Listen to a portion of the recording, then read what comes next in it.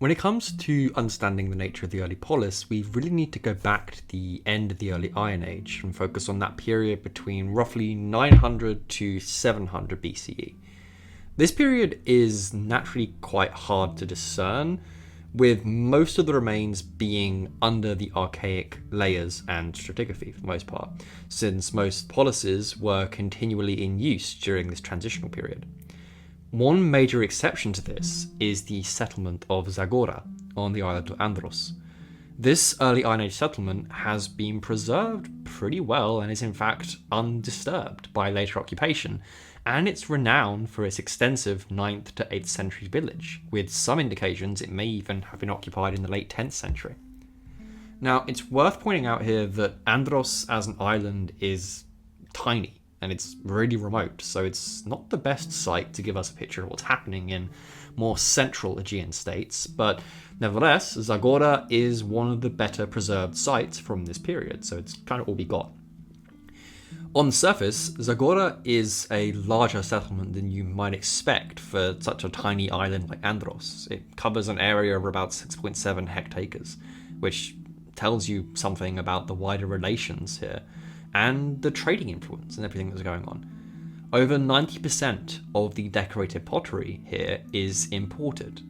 It originates from similar sources to the fineware pottery that's being produced by its neighbours, including the Euboean towns such as Eretria and Lefkandi, and islands as far away as Naxos and Paros. But also we have some stuff from Athens and Corinth there as well, and even further afield than that. Australian excavations that were carried out between 1967 and 1974 uncovered around 10% of the total settlement area, which had around 55 definable stone-built rooms, which together represent at least 25 houses, all organised in neighbourhood clusters, very similar to how Greek island villages are actually organised today. So there hasn't been that much change. Interestingly, one of the defining characteristics of the Zagora houses is that they're rectilinear rather than circular like the previous generation of domestic structures. These rectilinear structures are actually better suited to neighbourhood planning, grid design, and expansion. Some of the early houses have 1 or 2 spaces, so the Zagorans appear to not only have frequently added spaces and extra rooms as time went on, but also specialised those places, demarcating different rooms for kitchens from living quarters, storage from production, that kind of thing. So we can see from this basis that urban planning and architecture is already in place in the 9th and 10th century. But also that's increasingly becoming more and more complex as well. As well as domestic housing, a really impressive fortification wall with some really well protected gates are also found here, as well as a sacred area which seems to have been continued to be visited after the settlement was abandoned at the end of the 8th century. The overall cult throughout the Aegean during this time is also going through a pretty marked shift. Notably, this is around the period where we're seeing the emergence of the first Panhellenic Sanctuaries, places like Olympia and Delphi. These regional sanctuaries are incredibly important for defining the idea of Greekness. Olympia and Delphi really are in the middle of nowhere. They are not near any major polis, meaning that people really have to go out of their way to get to them. But what they're doing is playing a crucial role in pulling together the identity of all of the independent policies into a pan-Hellenic identity at kind of the macro scale. At the level of the city, if we want to think of it like this, we're looking really at a kind of micro-cult involving predominantly local gods or heroes. But at these regional sanctuaries, we are seeing areas where peace is enforced and no clear ownership is shown, meaning these are interstate cults. Even if the local policies hate each other and they're, say, at war, for example, they still need each other, whether it's for trade or exchange or forming treaties. And places like Olympia and Delphi, because they're not owned by any particular one, help facilitate this. According to data from Ian Morris, who was focusing on Athens during this time period, who I mentioned a few episodes ago, we are probably looking at population ranges here from between 200 to 400,000 people in a given polis, which is about the same size as a modern London borough. which naturally requires a strong level of organisation.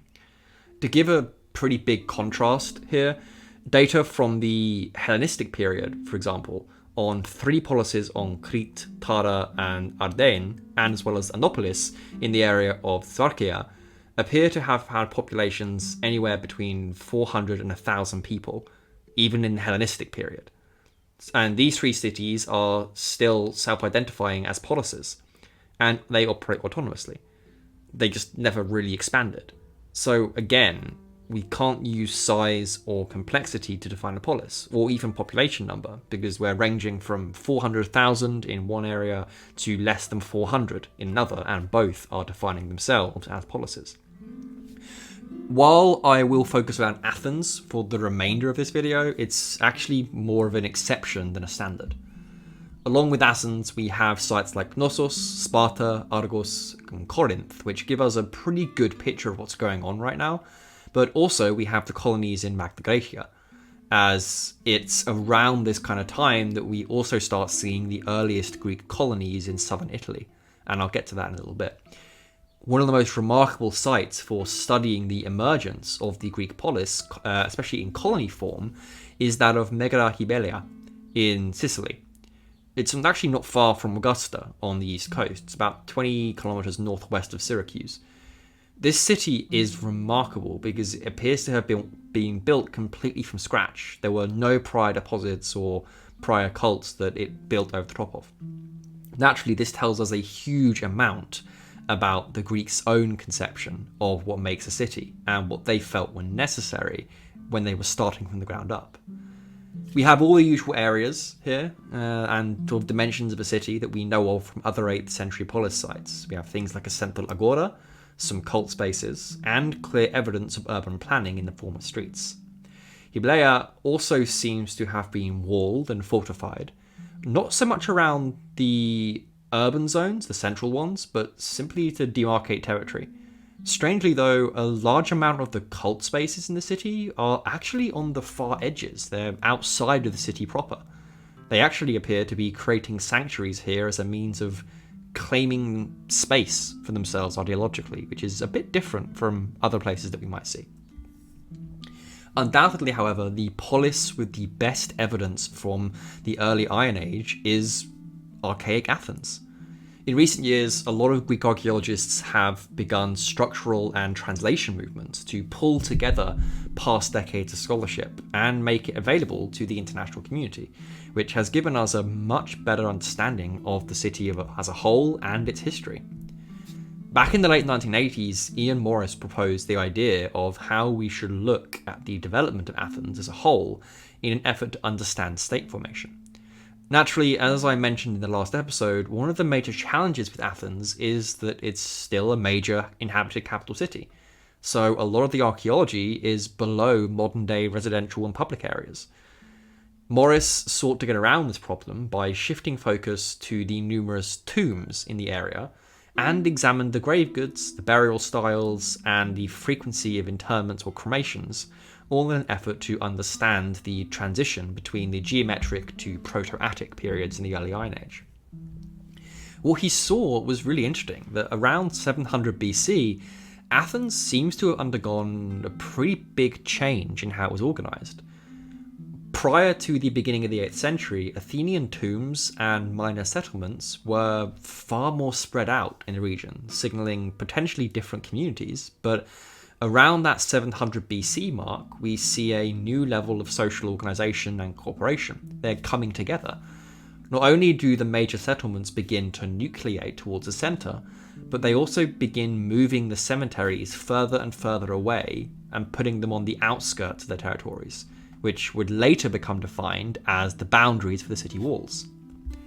In 2003, the Greek archaeologist John Papadopoulos proposed an alternative model to Ian Morris's.